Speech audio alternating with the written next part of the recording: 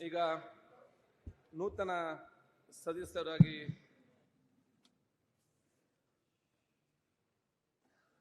CP Yogeshwar Channapatna ಮತಕ್ಷೇತ್ರ, Shri Pathan Yasir Ahmed Khan ಮತ್ತು Shrimati E Annapurna Sandur ಕ್ಷೇತ್ರದಿಂದ ಆಯ್ಕೆಯಾಗಿ ಈ ವಿಧಾನಸಭೆಗೆ ನೂತನ ಸದಸ್ಯರಾಗಿ ಬಂದಿದ್ದಾರೆ. ಅವರ ಪ್ರಮಾಣ ವಚನ ನಡೆಸಲಿದ್ದಾರೆ. ಕಾರ್ಯದರ್ಶಿ ಅವರು. ಸಂಡೂರು ಮತಕ್ಷೇತ್ರ.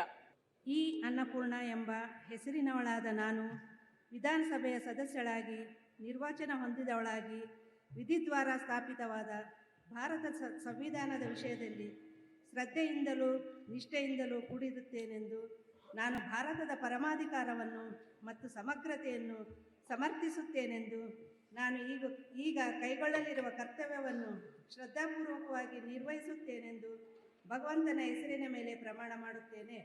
ಸತ್ಯ ನಿಷ್ಠೆಯಿಂದ ಪ್ರತಿಜ್ಞೆ ಮಾಡುತ್ತೇನೆ.